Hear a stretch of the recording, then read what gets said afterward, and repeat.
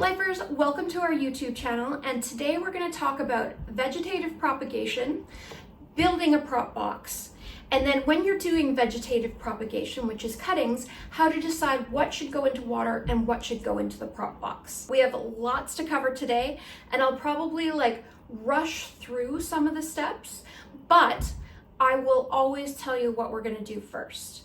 It's a little bit of a cloudy day outside, and normally I do these types of activities, so setting up prop boxes and stuff, in front of the television because it can be a little tedious, but it's always fun to look at how many potential new plant babies you're going to have after you take these cuttings. So the first thing we did is we gathered all of our supplies. We're obviously going to be using sphagnum moss. This is actually the only brand of sphagnum moss that we use. It's by Best Grow, and it's from New Zealand. It's grown sustainably, packaged sustainably, and then you can it's all long form sphagnum moss, so the chains that are here are really, really long, which just makes a less dense substrate for roots to grow into because there will be air pockets. It'll hold on to water better. This is just a superior product, in our opinion, to all the other sphagnum mosses on the market, and I will totally take that one to the bank. I usually stick with this company because I am very, very, very proud and sure of how they sustainably source their sphagnum moss. It's incredible the work that they have done in this area. I'm Canadian. However, in Canada, we are really, really, really bad at harvesting from peat bogs. So sphagnum moss is the top layer of what would be on a peat bog, and it's peat below that. In Canada, we make a ton of money off of the harvesting of peat. But when you harvest from peat, it takes hundreds of thousands of years to make that peat. And so that the plant material that has fallen into the bog actually undergoes a process that is very specific based on the pH of the bog, the pH of the water, the temperature, the humidity, and that sort of thing in order to make and biodegrade into a peat moss. Peat is very, very, very, very bad for the environment, but there are ways that you can sustainably source sphagnum moss, which is the top layer of the peat bog. You can take it off. It only takes 1 or 2 years to grow. It involves a cycling process, so where you're growing 1 year, you won't harvest from, and that sort of thing. So it's super sustainable. They've done their absolute best to keep that peat layer intact. The sphagnum moss layer is required to kickstart the process for peat production. So as it gets lower and lower and lower below the top level of the bog, more biodegradation happens and you will get peat. But we just want that top layer. So this long form sphagnum moss is the best that we can find on the market. That is my stand on a soapbox about sphagnum moss and how I am very anti peat moss. So what we're going to do is we are going to wet this with, generally you should use distilled water, but I'm really confident that our tap water is pretty good here, so I'm going to just use tap water. And then we're going to, in the water, we're going to put this is a soil bacteria. It's made in Canada. We've done promotions for it before. We really, really love it. It is a fertilizer enhancer. So then we're also going to put fertilizer in. Again, I'm just using a nondescript seaweed fertilizer right now. If you have any questions about what fertilizer you should be using, really the sky's the limit. You want to look for something that more root growth. So you're going to be optimizing the NPK for that. But you can ask me questions down below, and I'm more than happy to let you know, what brands are the best, that sort of thing. But we're going to be brand agnostic when it comes to our fertilizer. Soil bacteria, though, we are 100% on side with the Alive Elite folks. The Alive Bio folks. Alive Elite comes from Live Bio. So it's a really, really, really good product. And then we've also got our cutting tools. So I've got just like a sharp paring knife and some scissors, and we have a cloth here that has a 10% bleach solution on it. So we're gonna disinfect all our tools in between each plant. So we'll disinfect before we start cutting up this guy, and then we'll disinfect before we move on to the next plant that we're gonna propagate. The other thing that we want to do is we want a bucket that is clear or opaque. We want the opacity to be as close to clear as possible. You're not going to get it with plastic buckets. It's too difficult. So do the best you can. And we have sterilized this guy with our 10% bleach solution as well. Let it off gas so that there is no remaining smell of the bleach in the bucket. All right, so next step is we're going to load this guy up with moss, and we're going to put in the soil bacteria as well as the fertilizer in the proportions that are on the instructions. We'll just be right back and we'll do that, and we'll come in and we'll show you sort of like how moist that you need the moss. Remember that it does take a little while for the moss to absorb the water fully. So we'll be back in about 15 minutes.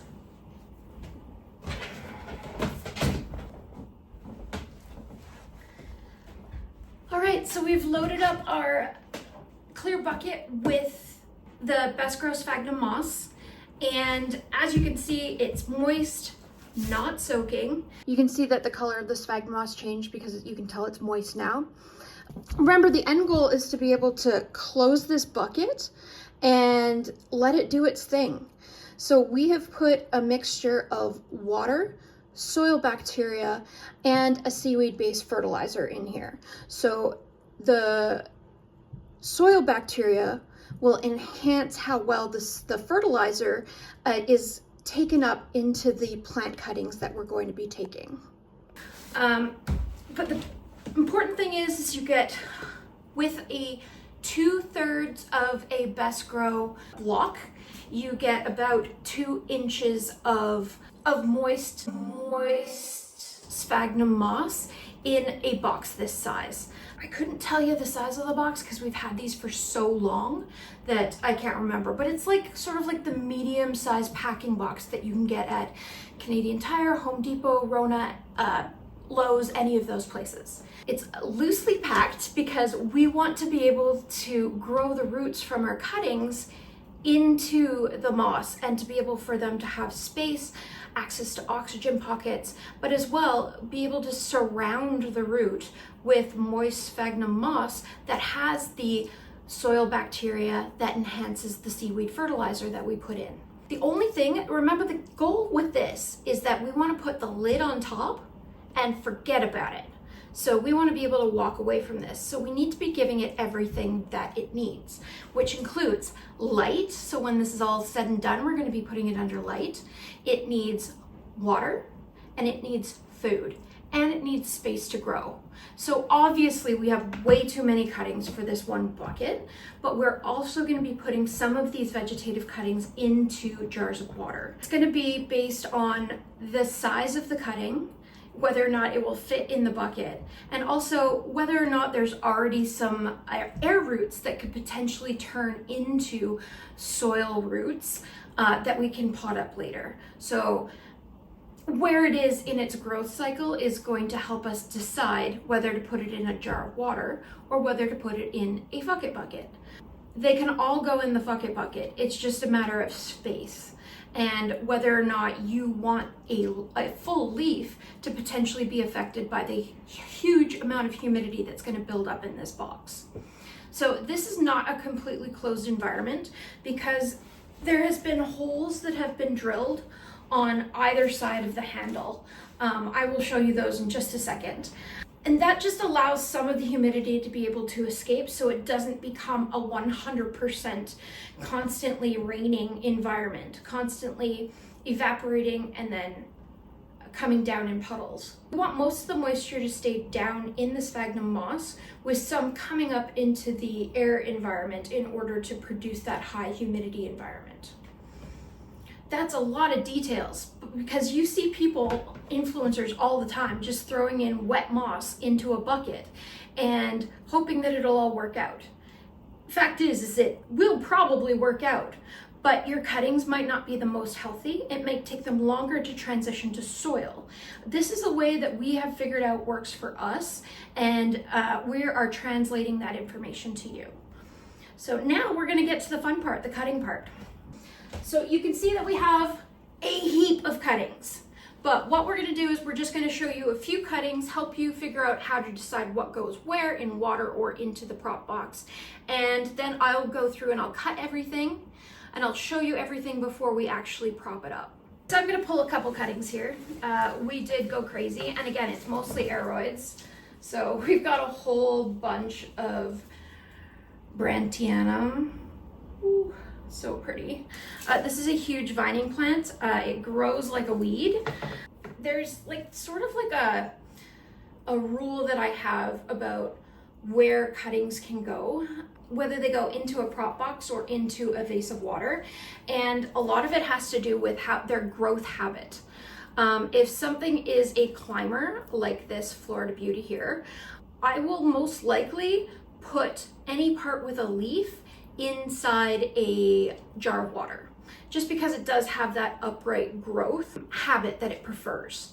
Now, if it's a vining plant like this one, I am pretty much going to put every single one of these nodes into a prop box. It just works better that way. I'm not 100% sure why, but it probably has a lot to do with the growth habit and wanting to grow up towards the light versus being able to like climb along the ground. So our tools for this, we've got a knife. Sometimes the skinnier type vines will cut better with a knife, and we've got scissors. We're also going to be disinfecting these between each plant, not necessarily between each cut, just between each plant, because you just never know, right, what a plant is carrying, or if it's got pests in it or what. So let's start with the Florida Beauty. So the Florida Beauty has an upright growth habit, like it likes to climb. I suppose it can vine if it doesn't catch on to something, but it does have a preference for growing upwards. So we're gonna locate all of the nodes on here. This one was ready to go anyway. Don't even worry about that. So we do have a leaf that is fairly healthy, and it's this leaf that I'm going to put into the water rather than into the prop box. I've taken a cutting, leaving about 1/2 to 1 inch on either side. That's just more to balance it rather than anything.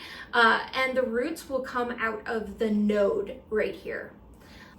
Now the rest of this is all nodes except for this leaf up at the top. Now, if you're left with a node full vine, oh, that sounds so cool. You're gonna put this whole thing into a prop box. You can either keep it all as one, or you can cut it up into a few pieces that have multiple nodes, or you can cut it into each individual node. I personally prefer to keep it together as much as possible with as little extra as possible. So this has really long internodes, which is the space between the nodes. But as you get closer to the end, they get closer together. So I'm probably going to keep this node and this node together, right here. Again, leaving a 1/2 inch to 1 inch on one side.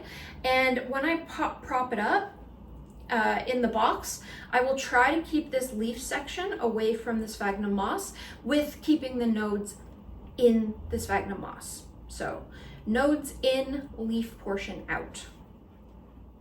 And then we're left with this long thing that only has one node on it. Now this stem has started to get a little bit woody, so the potential for this node has decreased. As soon as they go woody, the nodes sort of become, I want to say like set in juvenile plants, and the odds that you will actually get another root or another leaf coming out of this node go down. It's not impossible, they just go down because it's gotten all woody on the outside. Woodiness is something that happens naturally as a plant goes to maturity. It's actually like a protective mechanism. It protects the stem or the petiole from damage because it becomes harder. The wood that has been produced around it, this comes from down further on, like further down the petiole towards the ground. It is a node. It has produced this giant long air root that was actually stuck into a moss pole, and we had to pull it out. This root is still alive, although it is woody as well. But as soon as it goes woody, this node, it just becomes harder to get growth out of, whether it's a root or whether it's a leaf.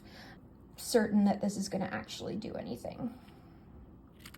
So what I'm going to do is I'm just going to cut off the excess internode area, so the excess stem here on either side, and this will go into the prop box.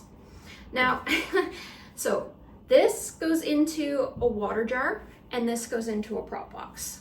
And any excess that we have, I have my handy dandy bucket here for organics. So that dead leaf, these extra parts of the internodes, and yeah, good to go. You want to keep track of what is what.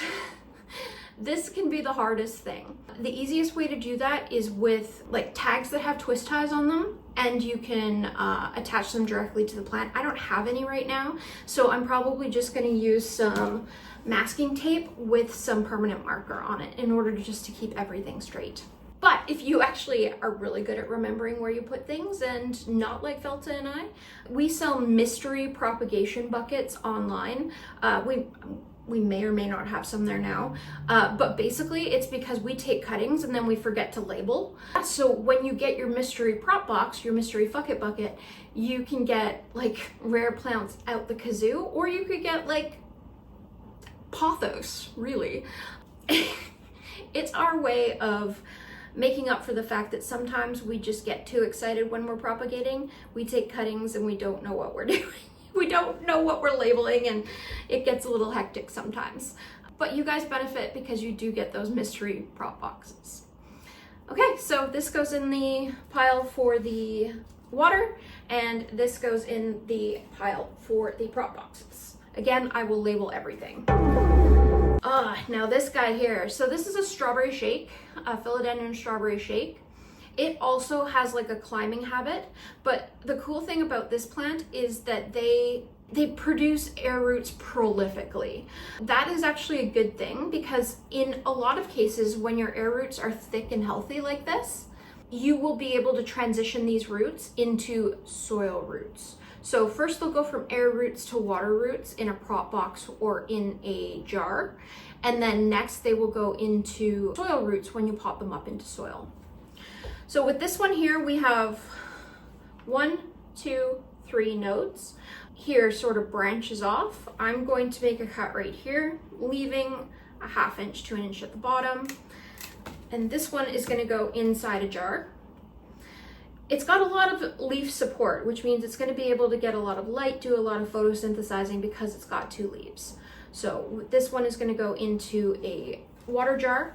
So these are the ones that we did for the in-water prop jar.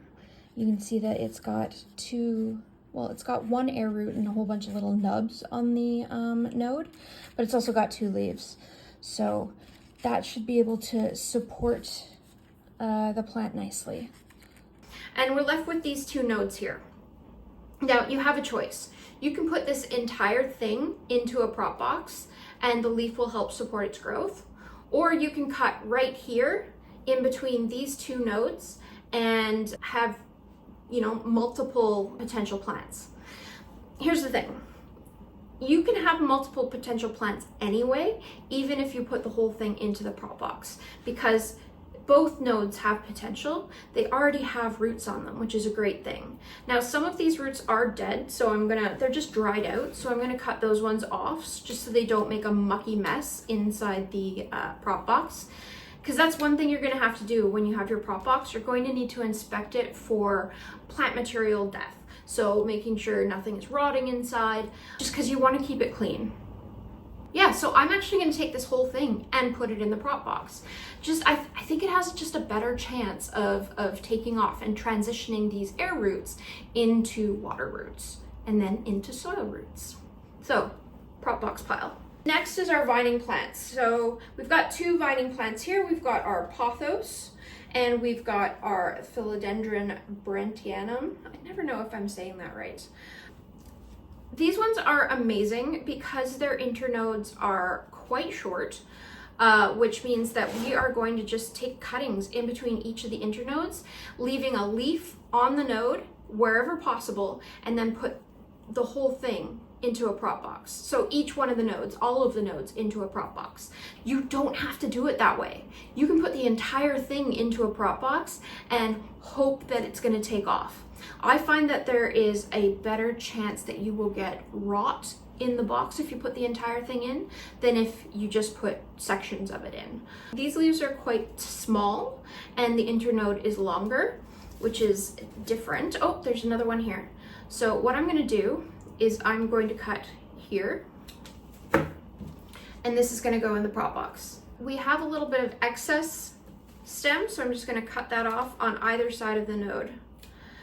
And you're just going to keep doing that all the way around. If you find a node that doesn't have a leaf, what I would do is keep that node with a node that has a leaf. It just increases your chances that you're going to get a node that will produce a root or a leaf. Some air roots on this one here, little fuzzies. And again, leaving some on both sides so that it can maintain its balance. Again, it really is just about balance. And cutting off any excess that you don't need. Now, I didn't show it, but I did sterilize in between each one. And the pothos, really close internodes on this one. I'm probably just going to divide it into two parts and we will put it into the prop box. And that's roughly how you decide what goes where. If you really wanted to, you could put all of these into like water jars, but you're going to have 1,000 water jars. All right, so I'm going to go through and I'm going to cut all the rest of it and I will show you what we have at the end and before we even put it into the prop box. All right, I'm back. And as you can see, I've changed the angle a bit and you can see it's Christmas. So this is my pile of stuff that's going to go into prop boxes. I've actually made up a second prop box because I knew that this one wasn't going to be enough. We also have water jars here for our ones that we're going to be water propping. Now, there are a couple of things that you can do if you choose to. You can put in some like water soluble rooting hormone in here, or you can just take a piece of a pothos, which has a huge amount of growth hormone running through it, and put it into the jars with your plants, and it will help your plants root out. Now, all of these plants have growth hormone to varying concentrations, and also whether or not they are completely water soluble is another thing. So, but pothos, we know, do the trick. Now, I just wanted to put in another disclaimer here that all of my advice that's based on how to take cuttings and stuff is based on years of experience. I know that if there are multiple nodes on a plant, it's going to need more, but it's also going to be able to support itself better because it will have two places where it will grow roots. It will have two places where it will be able to uptake the oxygen, the nutrients, and the water that it needs into its system. It's also like a longer piece that has more green on it. So you're going to be able to photosynthesize better. That's just an experiential thing.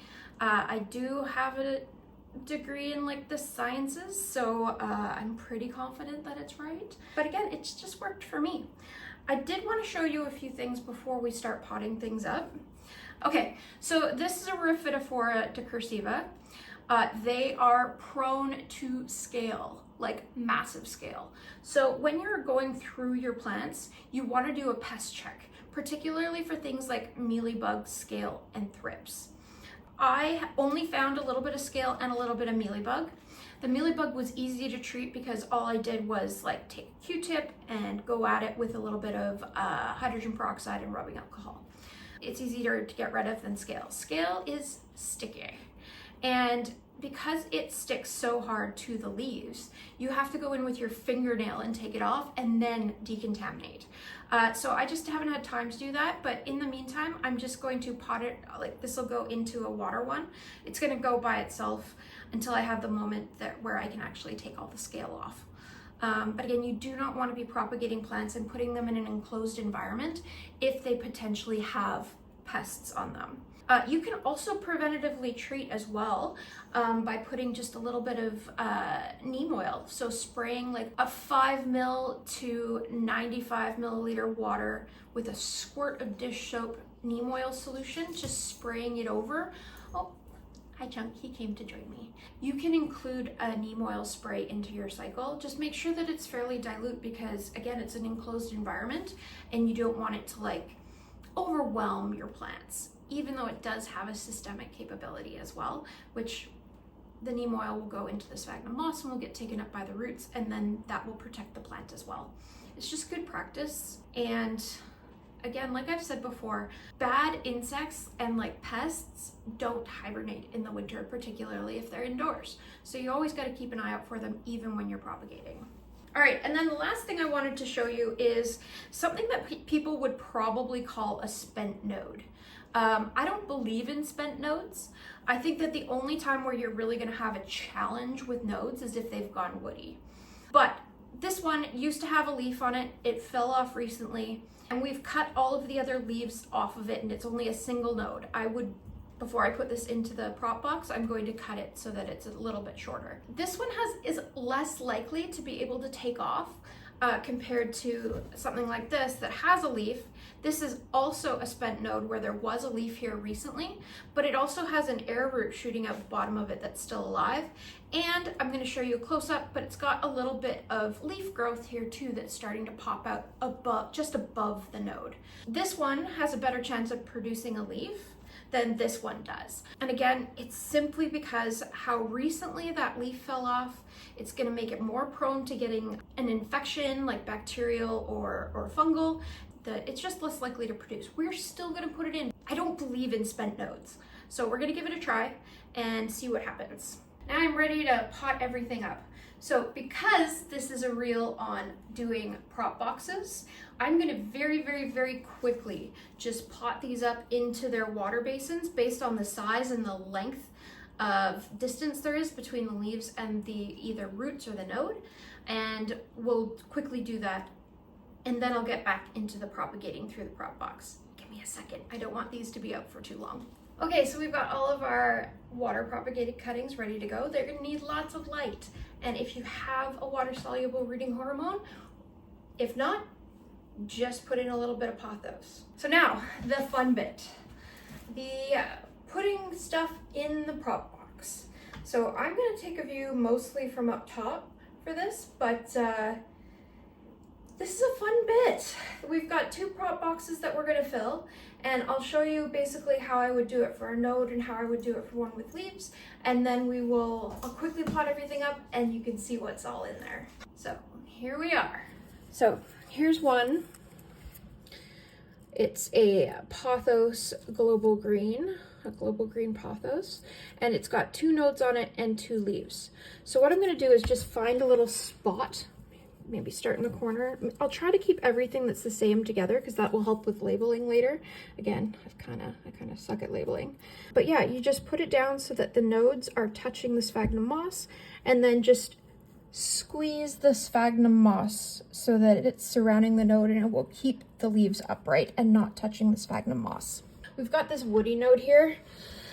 Again, not sure if it's gonna work. So I'm gonna put all the woody nodes together because they may start to rot before anything happens. And this one is not gonna do anything. It's way too far woody, but we'll give it a shot. I'm gonna try and put these little nodules down at the bottom and hope for the best, because this one's likely a root and this one was likely a leaf coming out at some point in time. Again, you're just gonna lay it on top so that the node has good contact with the sphagnum moss, and then just kind of squeeze the moss around it so that it stays put. It's got 2 nodes on it, no leaves, and so I'm going to keep all of those ones over here. And again, same as with the woody one, you just sort of put it down, focus, put it down, and then push the sphagnum moss around it to keep it in place. But like, you don't have to cover it. That's something that I've seen other people do. You don't need to cover it, because if you do cover it, that promotes rot, because it will have 100% contact with like water at all times, even on parts that aren't the node. You want to prevent rot as much as possible. All right, so now I'm gonna go and bucket up these cuttings into the 2 boxes, and I'll be back. All right, so here are all the finished propagations in the prop box or the bucket. So instead of labeling, because I am really terrible at it, again, I will label everything. I decided just to put like with like. So in this box is a lot of philodendron brandy, as well as a whole bunch of different types of pothos. And then I think that there might be one philodendron fabricatum down here. Nope, not there. And then over here we've got our, I'll call them wet sticks. And in this case, we've got a couple woody sticks as well. So we'll keep an eye on those. I'm not convinced that the woody sticks are gonna do anything, but at least they're in there. So 2 prop boxes, chock full, I'm super excited, and a whole bunch of water propagations. All right, Sweet Lifers, so we did pretty good. 2 prop boxes and a whole bunch of water propagations. I'm super happy about this. Again, I've seen a lot of people do this many different ways. I've seen people just throw wet moss in there, no fertilizer, no bacteria or anything, and just throw their cuttings on top and not even like try to place them carefully. And it's worked. They've gotten some propagations. But doing it this way and carefully placing them, making sure the nodes are down, making sure the leaves are above the sphagnum moss so that they won't rot, we're just increasing our likelihood that we're gonna have success. Yeah, so if you have any questions about anything we did in this video, if you'd like to know the products we used or anything like that, please drop us a line below.